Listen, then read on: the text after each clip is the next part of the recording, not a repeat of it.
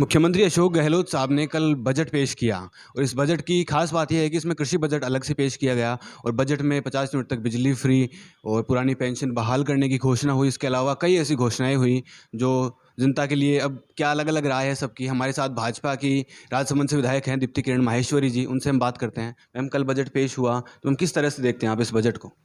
मुझे लगता है कि ये बजट बहुत ही पूरी जनता के लिए, सभी वर्गों के लिए एक निराशाजनक बजट रहा है।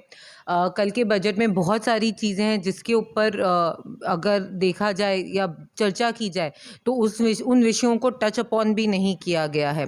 अगर हम स्टार्ट करें महिलाओं की बात से स्टार्ट करें तो मुझे लगता है महिलाओं को इस बजट से बहुत दूर रखा गया है। बेरोज़गारी में अगर महिलाओं के अब सिर्फ हम बात करें तो 75% महिला इस स्टेट के अंदर अभी भी बेरोज़गार है, लेकिन उस विषय को, उस चीज़ को किसी ने टच अपॉन नहीं करा। कानून व्यवस्था की कहीं बात नहीं हुई। अगर आज आप अखबार खोलेंगे तो हर दिन आपको देखने को मिलेगा कि किसी का रेप हुआ है, किसी बच्ची के साथ दुष्कर्म हुआ है, कुछ ना कुछ महिला अपराधों की बात ज़रूर उस अखबार में लिखी होगी। इस बारे में बिल्कुल बात नहीं की गई कि उस कानून व्यवस्था को किस तरीके से हम बढ़िया कर सकते हैं कि महिलाओं के साथ ये चीज़ें ना हो। कृषि बजट का आपने बोला, मुझे लगता है कि जो भी घोषणाएं हुई हैं वो समांतरण रूप से हमेशा होती आई है, उस चीज़ को लिया गया है। इनफैक्ट अगर अपन तथ्यों की बात करें तो पिछली बार 21 वाले बजट के अंदर ये बताया गया था कि जो कृषि के ऊपर निधि जो दी जाएगी वो 13,000 करोड़ 800 अप्रॉक्सीमेटली उतना कुछ है, और इस बार उसको कम करके 13,700 कुछ करा है।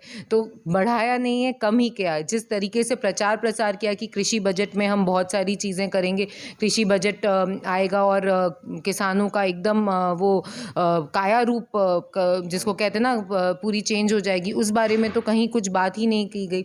इनफैक्ट अगर हम बात करें तो केंद्र सरकार 6,000 रुपये सम्मान निधि देती है हर किसान को प्रतिवर्ष। अगर कुछ करना था तो वो उसमें अपना अंशदान देकर उनकी वो सम्मान निधि बढ़ाते तो उनको कहीं ना कहीं एक बेनिफिट होता। इस बारे में बात नहीं कही गई कि जो फसलों का नुकसान हुआ है उसकी भरपाई किसान किस प्रकार से करेगा। इन बातों से बजट कुल मिला के दूर रहा। मैम, आपके क्षेत्र में कोई सौगातें मिली आपको?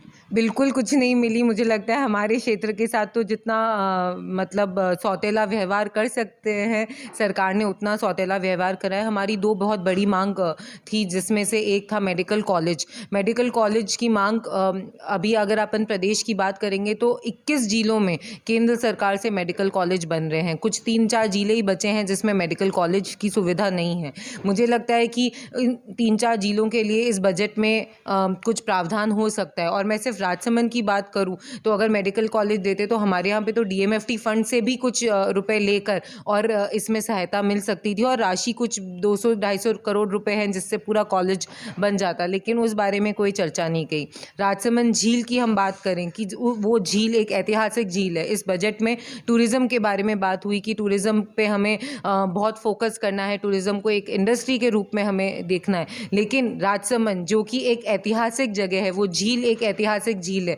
पुराने टाइम में वहाँ पर सी प्लेन भी उतरा करते थे। उस झील के जल आवक की बात मुख्यमंत्री जी ने पिछली बार जब मुख्यमंत्री थे तब बोला था कि माई नदी घाटी से हम वाटर रिसोर्स से जोड़ेंगे और यहाँ पर पानी की आवक बढ़ाएंगे, लेकिन पानी वर्षा की कमी की वजह से आज भी उस झील में पानी नहीं है, तो उस बारे में कोई चर्चा हुई नहीं। हम गहलोत साहब ने कहा है कि भाजपा ने 5 सालों में जितनी भर्तियां निकाली थी, 2 लाख भर्तियां निकाली थी, वो काम हमने 3 साल में पूरा कर दिया। ग्राउंड लेवल पर आप देखें तो भर्तियां कहाँ निकली है, कितने को मिली है, ये रोज़गार के आंकड़े मुझे लगता है कहीं ना कहीं हमें फैक्ट से भी उसको कंपैरिजन करने की बहुत ज़रूरत है। और 30 लाख बेरोज़गार हैं अभी राजस्थान में। 30 लाख एक बहुत बड़ा नंबर होता है। मुझे लगता है कि बेरोज़गारों की भर्तियां एक तरफ है, कहीं ना कहीं ध्यान इन चीज़ों पे देना चाहिए था कि जो इंडस्ट्रीज़ राजस्थान से बाहर हो रही है, इलेक्ट्रिसिटी की रेट्स आप इतनी बढ़ा दी है, आपने कमर्शियल इलेक्ट्रिसिटी की रेट इतनी बढ़ गई है कि 10 इंडस्ट्रीज़ भिवाड़ी से गई है। एक इंडस्ट्री बहुत बड़ी डेनिम इंडस्ट्री भीलवाड़ा से चली गई। तो जो चलती हुई इंडस्ट्री है, जो रोज़गार वो इंडस्ट्रीज़ हमारे यहाँ के युवाओं को दे दी थी, वो भी रोज़गार चला गया है। मैम, घरेलू उपभोक्ताओं के लिए 50 यूनिट तक बिजली फ्री और फिर 150 से 300 तक शायद 3 रुपये यूनिट है, उसके बारे में क्या कहना है? ₹3 तक यूनिट फ्री होने से ये सारी चीज़ें मैं आपको कह रही हूँ कि ये सब ऊपरी तौर पर है। एक्चुअल लेवल में इतनी धांधलेबाज़ी हमने कितने बार ये छोटी-छोटी चीज़ों को पकड़ा है जिसके अंदर यूनिट्स बढ़ा दी गई है, यूनिट्स को मतलब फ़ॉल्स वे में अगर आप अजमेर डिस्कॉम की बात करें तो जिस प्रकार से वो प्रकरण हमारे सामने आया, तो मुझे लगता है कि ये भी एक तरीके का अच्छा खासा लीपापोत कर झूठ बोला गया है। मैम रीट लेवल 2 रद्द कर दिया गया, आप भी आंदोलन कर रहे हैं, धरना प्रदर्शन कर रहे हैं और मैम सीबीआई जांच की आप मांग कर रहे हैं, सरकार कह चुकी है सीबीआई जांच नहीं होगी, मैम क्या कहना चाहेंगे? मुझे लगता है कि सरकार ने ये बात बोल कर कि सीबीआई जांच नहीं हुई है, कहीं न कहीं ये मान लिया है कि उनके मिनिस्टर्स, उनके खुद के लोग सब कोई इसमें इन्वॉल्व थे, तभी वो एक निष्पक्ष जांच के लिए मना कर रहे हैं।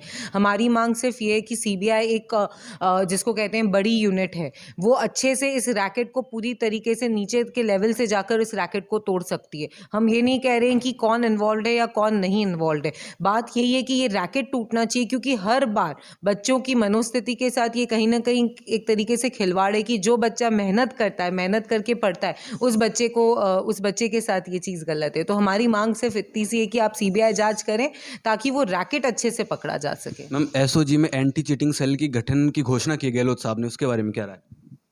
एंटी चीटिंग सेल की घोषणा, अब ये घोषणा को आप पूरा होने दीजिए, आप और हम दोनों यहाँ पर हैं, पहले इस घोषणा का थोड़ा अंश पूरा होने दीजिए, उसके बाद अपन इस चर्चा को करेंगे। क्योंकि एंटी चीटिंग सेल मतलब ये जो गठन है, ये सबसे पहली बात तो इतनी बड़ी लेवल की परीक्षा है, इसमें चीटिंग होनी क्यों चाहिए? आपके लूप्स क्यों ऐसे रह गए कि इतने बड़े लेवल की आपकी परीक्षा कहीं ना कहीं इस लेवल पर आ गई कि लोगों को ये भरोसा उठ गया है कि कोई भी एग्जाम हो राजस्थान में उसमें चीटिंग ही होगी, वो चाहे रीट हो, चाहे पटवारी का हो या चाहे कोई भी हो, कहीं ना कहीं कुछ धांधलेबाजी होगी।